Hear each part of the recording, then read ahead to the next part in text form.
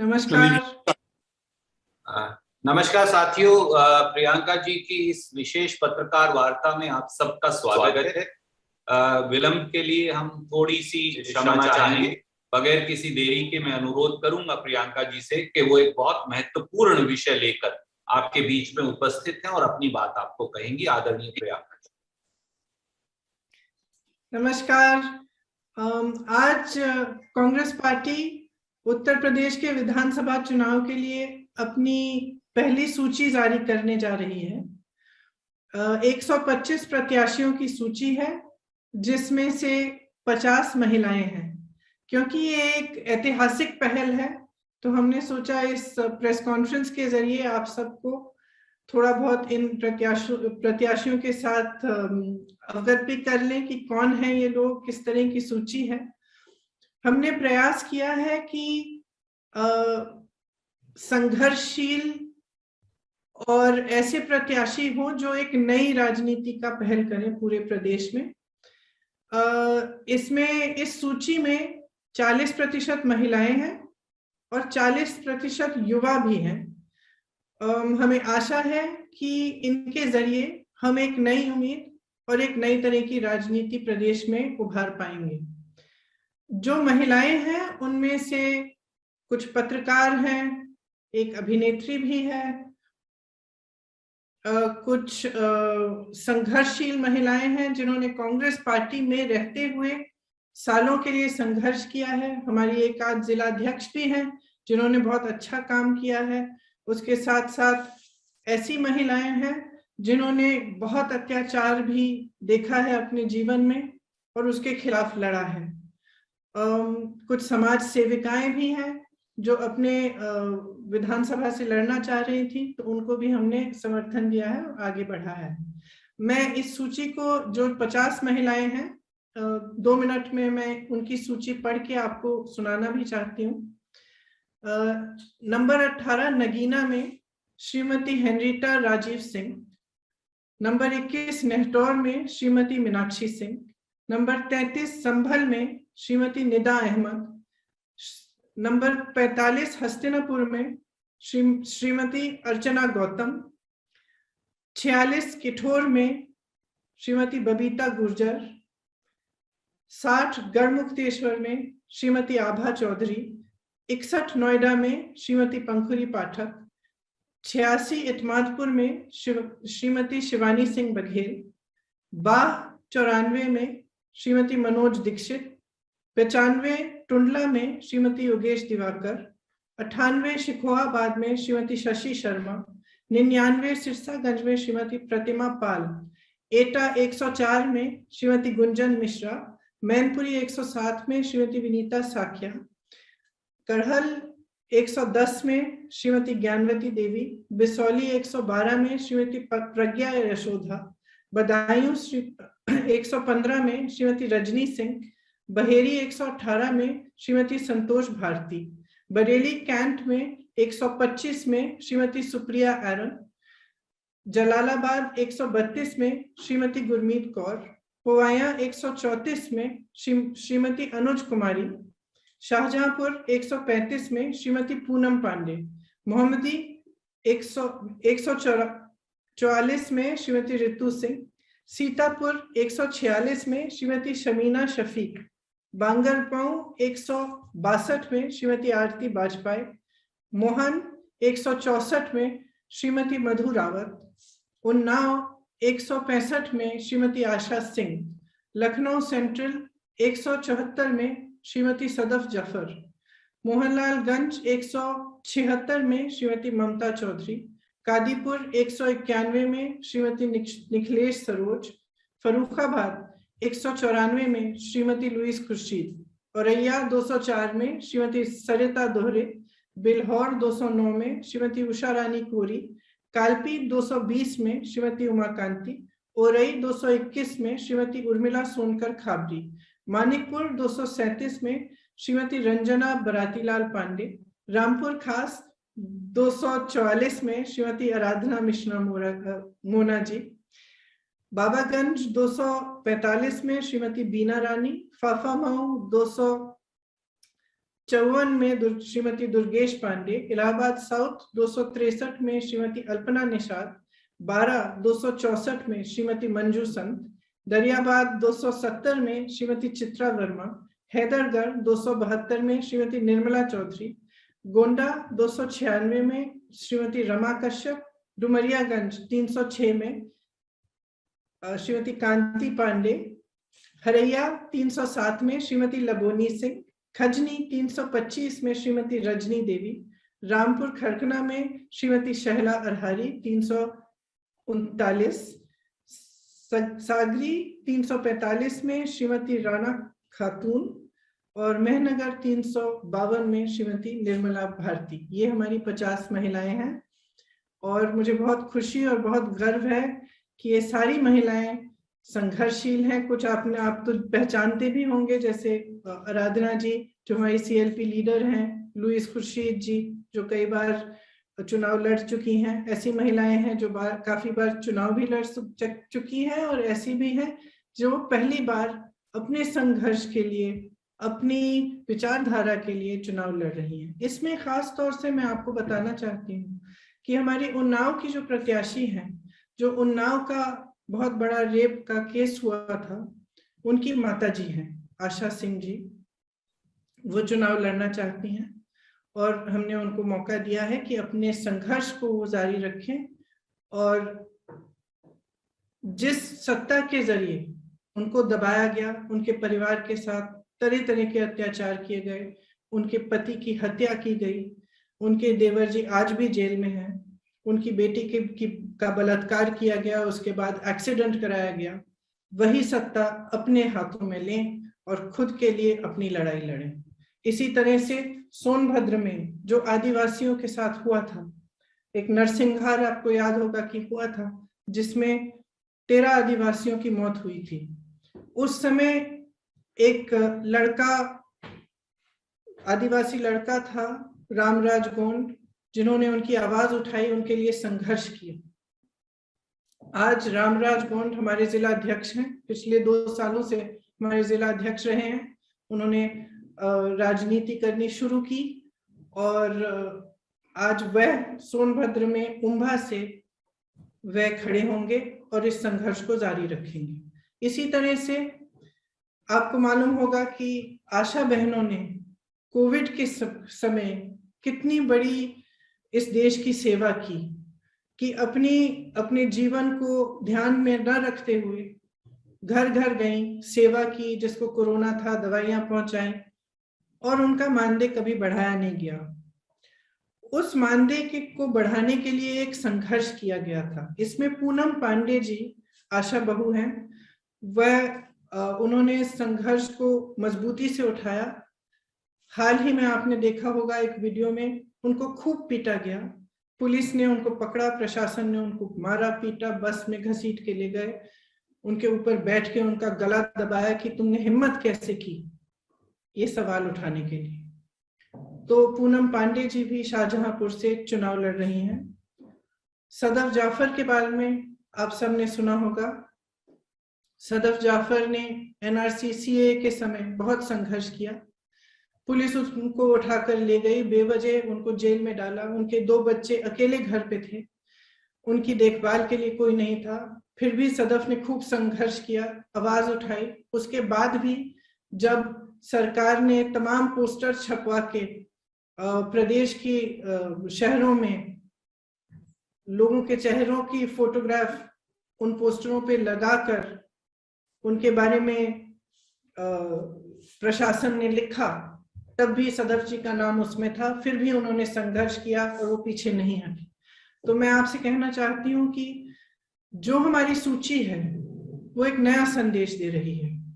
वो ये संदेश दे रही है कि अगर आपके साथ अत्याचार हुआ तो आप में ये शक्ति है कि आप अपने हक के लिए लड़ो, और उत्तर प्रदेश में कांग्रेस पार्टी आपको ये शक्ति देगी, आपका समर्थन करेगी, हर तरह से आपकी मदद करेगी ताकि आप अपनी लड़ाई लड़ सके, राजनीति में आए, सत्ता अपने हाथ में लें और अपने हक को खुद मांगे। तो एक छोटा सा वीडियो भी है कुछ प्रत्याशियों पे, वो मैं चाहती हूँ कि आप सब एक बार देख लें, उसके बाद मेरे से जो भी सवाल हैं वो आप कर सकते हैं। शुक्रिया Priyanka ji, can you play the video? Yes. Yes.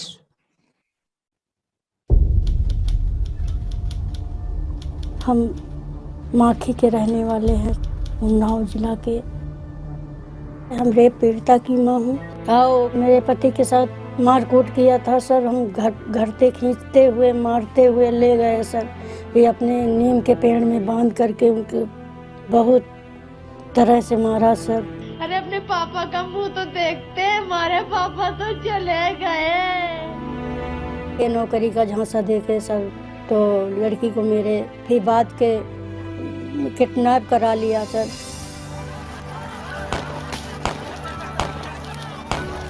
इस सरकार में हम लोगों को कहीं सुना नहीं गया।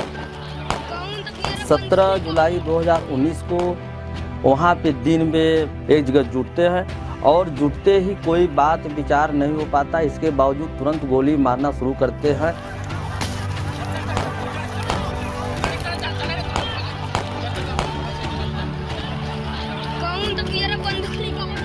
5-6 लोगों की तुरंत वहाँ पे मौत हो गई।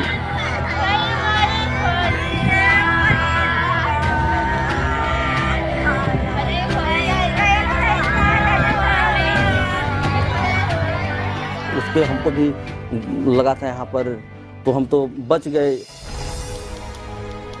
जैसे ही मैंने ये चीज़ कही है कि लिखित में मुझे ऑर्डर दिया जाए, तो वो तुरंत ही मेरे ऊपर से मारपीट होने, लात जूते घूसे इतनी बर्बरता हुई है। उसके बाद बस में ले जा कर के मुझे इस तरीके से पीटा है जैसे जानवरों के साथ भी कोई सलूक नहीं करता है।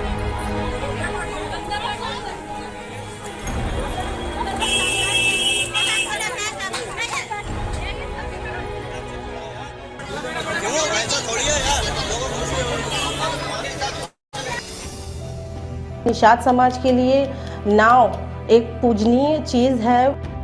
हमारे निषाद समाज के लोगों के साथ बसवार गांव में जिस प्रकार से उन पर बर्बरता हुई पुलिस कर्मचारियों के द्वारा, उनकी नाव तोड़ दी गई।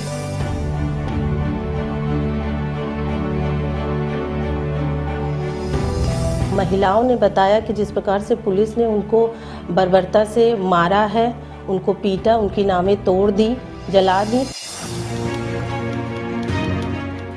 योगी आदित्यनाथ जी को लगता क्या है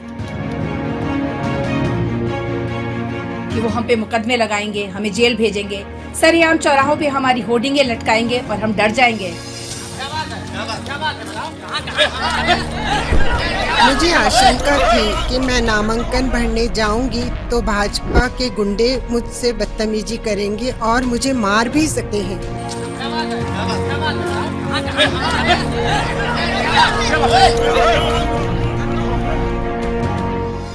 4 तिरही परी हैं सर। मेरे घर में छोटे छोटे बच्चे हैं। अब मेरी देवरानी भी ख़त्म हो गई। एक्सीडेंट करा के सेंगर ने ख़त्म करा दिया सर। हम बहुत सर मुसीबत झेल रहे हैं। इतनी मुसीबत सर कोई नहीं झेलेगा जितनी मुसीबत झेल रहे हैं सर। समझ में नहीं आता मैं क्या करूं। मैं नहीं लड़ूंगी तो और कौन लड़ेगा? हम आप चुनाव लड़ेंगे। मैं तुम्हारे साथ कांधे से कांधा मिला के चलूंगी। मैंने उनके लिए संघर्ष किया है और करती रहूंगी। आज सत्ता केवल डरता है कांग्रेस पार्टी। न्याय मिलना चाहिए। हम लड़ेंगे। उनका हाथ रहेगा, मेरा जीत रहेगा।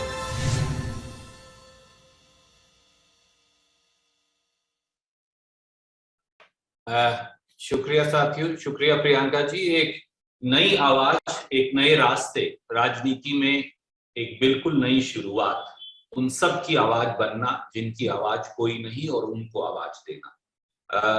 आपने ऑलरेडी अपने सवाल के लिए अलग अलग साथियों ने हाथ खड़े किए हैं। मैं एक एक करके वो सवाल लूंगा। पहले पीटीआई से संजीव चोपड़ा जी।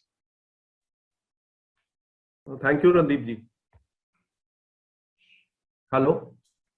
Yes, Sanjeev, please go ahead. Can you spotlight him, please? Put the spotlight on Priyanka ji, then she will take her question. Yeah. नमस्कार प्रियंका जी। आपने 125 प्रत्याशियों की आज लिस्ट जारी करी जिसमें 40% महिलाएं हैं। मैं जानना चाहता हूँ, काफी महिलाएं जो हैं जिन्होंने संघर्ष किया है, तो मैं जानना चाहता हूँ कि मतलब इनको जो बाकी काफी तो हैं प्रोमिनेंट, लेकिन 160 आपने करनी है टोटल, 400 160 से ज्यादा जी। तो क्या इनको इनकी जीतने की क्षमता को देखते हुए ये इनको मतलब कॉन्टेस्ट में लाए हैं या प्रतिज्ञा पूरी करने के चक्कर में?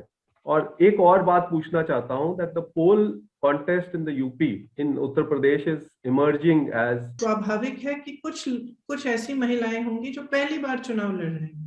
आशा सिंह जी पहली बार चुनाव लड़ रही है, लेकिन एक हिम्मत वाली महिला है, और ऐसी महिलाओं को जो पहली बार लड़ रहे हैं उनको हम पूरी तरह से अपनी पार्टी के संगठन का समर्थन और सब देंगे ताकि वो मजबूती से लड़ पाए।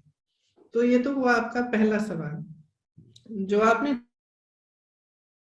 देखिए, the role we see for ourselves is two-pronged actually. The first is that we as a party are fighting in a state where action to the politics of youth. Thank you Priyanka ji. और संजीव जी ये याद रखिए कि विपक्ष की भूमिका अगर किसी ने निभाई है तो प्रियंका जी के नेतृत्व में केवल और केवल कांग्रेस पार्टी ने निभाई है। वो सारे दल जो आज अपने आप को दावेदार मानते हैं वो सब गायब थे जब जनता के मुद्दे सामने थे। मैं अनुरोध करूंगा सिद्धार्थ जी से, ANI न्यूज एजेंसी से, कि वो अपना सवाल पूछे। Siddharth ji please unmute and come. Sir नमस्कार। मैम नमस्कार। मेरा सवाल मैम ये है कि आप उत्तर प्रदेश की राजनीति की बात करें तो पिछले 2 दिनों से हम देख रहे हैं, 2-3 दिनों से आयाराम गयाराम की राजनीति चल रही है। एक के बाद एक पार्टी आम नेता बदल रहे हैं। इस लिस्ट से जो आपने अलग अलग चेहरे, अलग अलग सेक्शन ऑफ सोसाइटी से आप लेके आई हैं, उससे क्या साबित करना चाहती हैं, क्या संदेश देना चाहती हैं? और साथ ही ये कि कांग्रेस के लिए आपसे, क्योंकि पिछले 1.5-2 साल में कांग्रेस के कई नेता वो भी पार्टी छोड़ के गए। हालिया में इमरान मसूद और आपके एक इमरान अख्तर विधायक जो हैं वो भी चले गए, ये कहते हुए कि सपा एक मजबूत विकल्प है बीजेपी का। तो ऐसे में आप क्या सोचती हैं इसके ऊपर? किसके बारे में कि ये लोग जा रहे हैं कि एग्जैक्टली किसके बारे में मैं क्या सोचती हूँ? आई थिंक अच्छा, मैं I'll just answer according to what I've understood the question is. देखिए, अपनी सूची से हम क्या संदेश देना चाहते हैं? हम ये संदेश देना चाहते हैं कि राजनीति का असली मकसद जो है सेवा है। राजनीति में जो लोग आते हैं उनका मकसद यही होना चाहिए। ये सही है कि काफी हद तक ये बदल चुका है, लेकिन हम एक बार फिर उसको बदलना चाहते हैं और एक नई राजनीति सामने लाना चाहते हैं। ये हमारा संदेश है। हमारी सूची में कुछ हमारे पार्टी के कार्यकर्ता ऐसे हैं जो बार बार चुनाव लड़े हैं, जो मजबूत कार्यकर्ता हैं। कुछ लोग हो सकता है बाहर से भी हैं। तो एक मिक्स्ड लिस्ट है। आपने आयाराम गयाराम की बात की, ये हर चुनाव में हमने देखा है, हर पार्टी में देखा है। कुछ लोग आते हैं, कुछ लोग जाते हैं, कुछ लोग घबरा जाते हैं कि हो सकता है कि उनको लगे कि हम यहाँ से नहीं जीतेंगे, वहां चले जाएंगे। ये बहुत होता है, हर चुनाव में होता है। मुझे नहीं लगता कि ये एक ऐसी चीज है जिससे किसी भी पार्टी को घबराना चाहिए। मैंने पहले भी कहा है कि जो हमारा संघर्ष है वो एक ऐसा संघर्ष अभी इन परिस्थितियों में है जबकि इसके लिए बहुत हिम्मत की जरूरत है। हाँ, जब हमारे साथी जाते हैं दुख होता है, प्रयास रहता है कि साथ रहें, लेकिन अगर वो ऐसा निर्णय करते हैं कि किसी और पार्टी से लड़ना चाहते हैं तो एक तरह से हमें लगता है कि जो हम संघर्ष कर रहे हैं उससे वो पीछे हट गए, क्योंकि हमारा संघर्ष एक बहुत ही बड़ा संघर्ष है, एक विचारधारा का संघर्ष है और इसमें हमें मजबूती की जरूरत है, साहस की जरूरत है।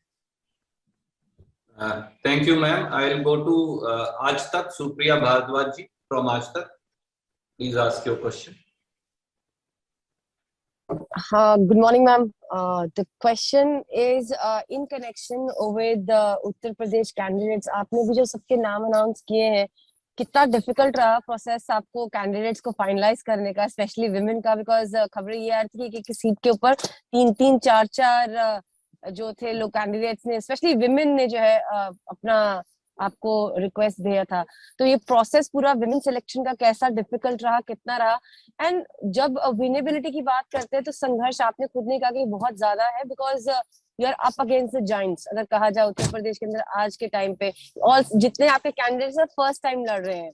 So how do you see कि आप आगे किस तरह इनके लिए कैंपेन प्लान करेंगे? एंड इसके साथ में एक सेकंड जो क्वेश्चन है कैंपेन के से रिलेटेड है कि डिजिटल कैंपेन इस बारी कांग्रेस जो है वो किस तरह से उत्तर प्रदेश में आगे बढ़ाने जा रही है? व्हाट आर द मेन की elements in the digital campaign also? Okay, actually it wasn't as difficult as one might have thought it would be. We had a lot of applications from women in every constituency, and most of them were women who were actually already doing some social work or doing some good work in the area. So it wasn't very difficult per se to get the applications of women because they were very forthcoming. And a lot of women really have had the desire to fight, but never really given the opportunity on an equal basis. Because when I'm guessing that earlier, if there were men and women, the natural choice was going to be for the man, whereas here we've upturned that a little bit. We are doing something new. Because we're doing something new, it's clear that a lot of these ladies will be fighting for the first time. They will need some hand-holding and some help. We are fully geared up for that. You asked about the social, sort of the new type of campaigning. It is actually going to be very interesting. We've thought about various different aspects of it. Now, seeing the COVID restrictions, for example, the door-to-door campaigning, which is allowed with 5 people. So we were thinking of in the next few days embarking on that very extensively. We already had quite an extensive door-to-door campaign. We'll be expanding that. We'll be doing Facebook Lives and a lot of social media interactions, like earlier we were doing our Ladki Hoon marathons. We'll be doing competitions online, and we will take that same energy online.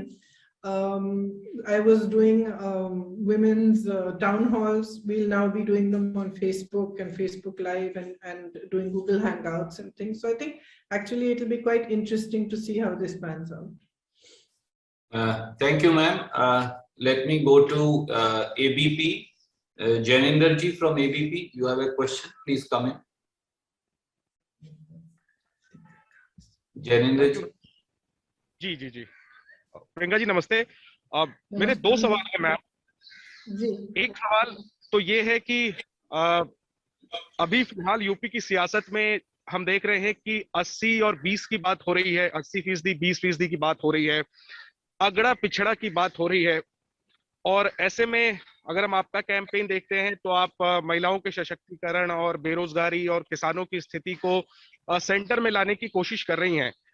तो एक तो ये सवाल है कि आप इसको कैसे मुख्य एजेंडा बनाएंगी चुनाव का।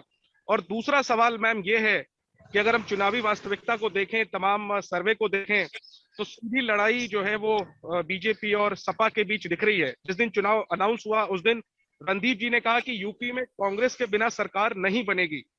कांग्रेस प्रभारी के तौर पर मैं आपसे पूछ रहा हूं कि क्या आपका लक्ष्य है यूपी चुनाव को लेकर के, क्या आप भी इसी लक्ष्य के साथ चुनाव में उतर रही हैं कि यूपी में अगली सरकार जो बने उसमें कांग्रेस की भूमिका हो, कांग्रेस के बिना कोई सरकार ना बने? Thank you.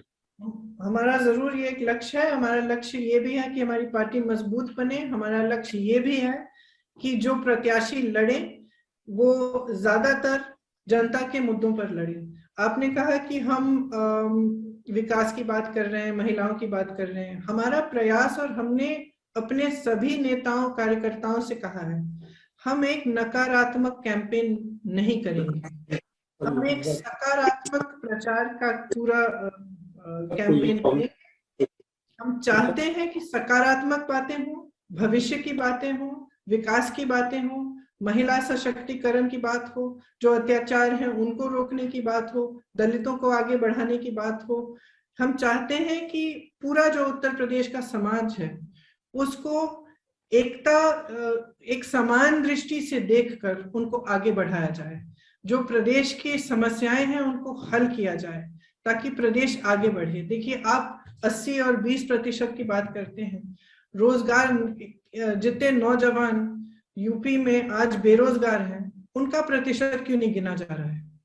क्या वो जरूरी नहीं है? क्या वो महत्वपूर्ण नहीं है? क्या चुनाव में उनके रोजगार की बात नहीं होनी चाहिए? जितने नौजवान तमाम परीक्षाएं दे चुके हैं लेकिन उनको नौकरी नहीं मिल रही है। कई ऐसे नौजवान हैं जो 2-2, 3-3 बार परीक्षाएं देते हैं, परीक्षा रद्द हो जाती है, पेपर लीक हो जाता है, वो कट ऑफ चेंज हो जाता है। उनके बारे में क्यों नहीं सोचा जा रहा है? जिन महिलाओं पर अत्याचार हो रहा है उनके बारे में क्यों नहीं सोचा जा रहा है? जब चुनाव है तो चुनाव का मतलब क्या है? राजनीतिक पार्टी जनता के लिए कर क्या रही है और आगे भविष्य में करना क्या चाहती है, इस पे चर्चा होनी चाहिए। तो हमारा ठोस विचार है कि इन्हीं मुद्दों पे चर्चा होनी चाहिए, इन्हीं मुद्दों को आगे लाना चाहिए। आपने कहा कि हम महिलाओं को आगे लाने की कोशिश कर रहे हैं। देखिए, हमारी कोशिश है, ठीक है, लेकिन अगर आप हमारी कोशिश की सफलता आप देखें पिछले 2-3 हफ्तों में, तो मोदी जी ने अपनी पहली पूरी महिलाओं की रैली करनी पड़ी उन्हें। योगी जी को महिलाओं के लिए घोषणा देनी पड़ी। अखिलेश जी अपनी घोषणाएं दे रहे हैं महिलाओं के लिए, यहाँ तक कि आरएलडी ने भी घोषणा की है महिलाओं के लिए अलग। और मायावती जी भी हाल में ही एक बड़ी महिलाओं की रैली करने जा रही थी जब कोरोना की ये लहर आई। तो हम कोशिश नहीं कर रहे हैं, हम ला चुके हैं महिलाओं को सामने, डिस्कशन में ला चुके हैं। आज उत्तर प्रदेश के चुनाव में महिलाओं को कोई भी पार्टी नकार नहीं सकता।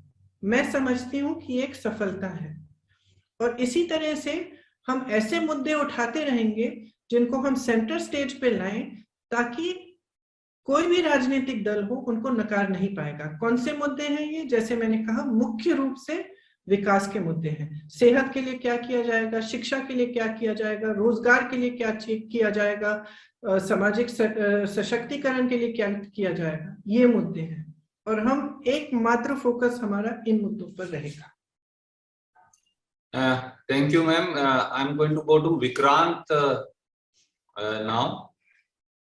Vikrant from TV9, please come in. जी, प्रियंका जी नमस्कार।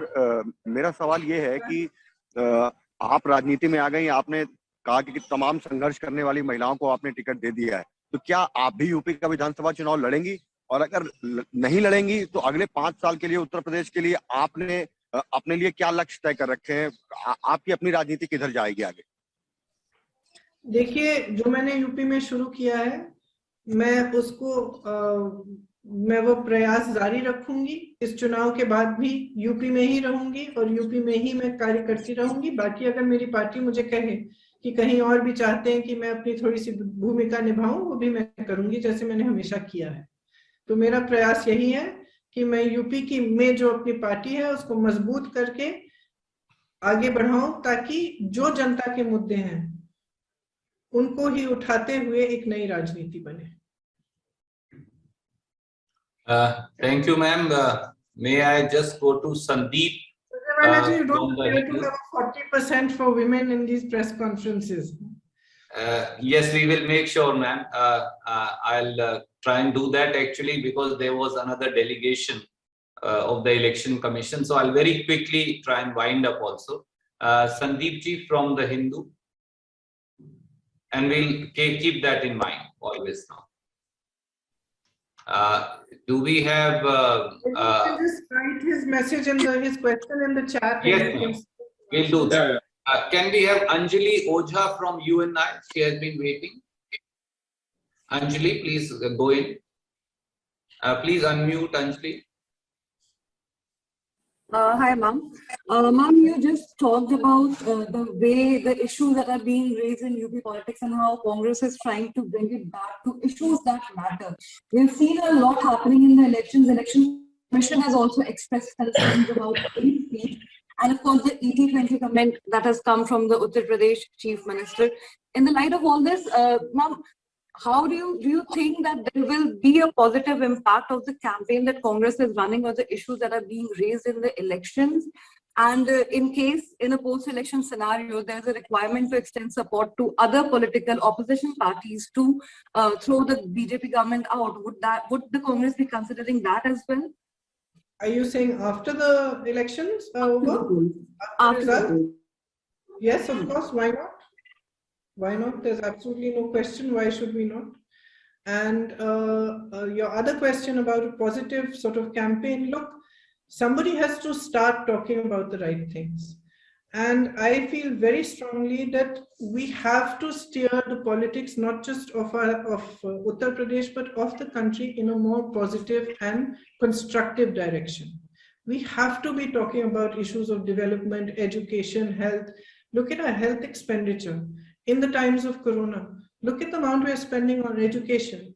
What are we doing to provide a stronger foundation of education at the primary level, secondary level, at the university level for students? What have we done for employment? Why is our unemployment rate so high?